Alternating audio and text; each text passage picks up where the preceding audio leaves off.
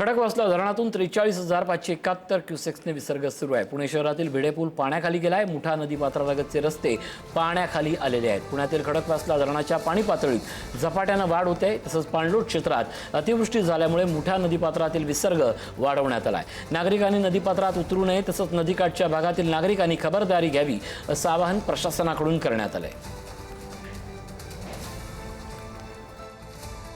पुणे शहरात आणि जिल्ह्यात विशेषतः घाट माथ्यावर मुसळधार पाऊस सुरू आहे आणि त्यामुळे खडकवासला धरण साखळीत मोठी पाण्याची वाढ झालेली आहे। त्याचा परिणाम म्हणून मुठा नदी पात्रामध्ये सध्या पाण्याचा मोठ्या प्रमाणात विसर्ग सुरू आहे।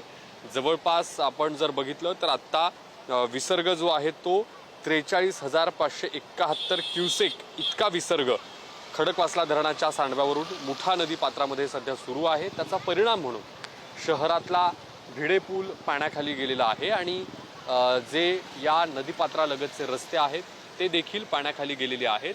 वाहतुकीसाठी नदीपात्रालगतचे रस्ते बंद करण्यात आल्याचं आपण पाहतोय। भिडेपूलही पाण्याखाली गेल्याचं आपल्याला दिसतंय, कारण मुठा नदीपात्रामध्ये पाण्याचा विसर्ग मोठ्या प्रमाणात सुरू आहे आणि त्याचा हा सगळा परिणाम आहे। तेव्हा नदीकाठच्या सगळ्या लोकांना देखील सतर्कतेचा इशारा यामुळे देण्यात आलेला आहे, कारण घाटमाथ्यावर जोरदार पाऊस सुरू आहे। त्याचा धरण साखळीमध्ये एवा वाढलेला आहे आणि त्यामुळे विसर्ग जो आहे तो वाढवण्यात आलाय।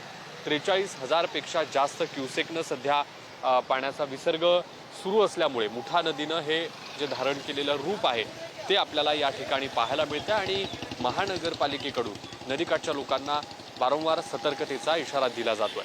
व्हिडिओ जर्नलिस्ट सचिन सह मी ज्ञानेश्वर चौकमल, पुढारी न्यूज, पुणे।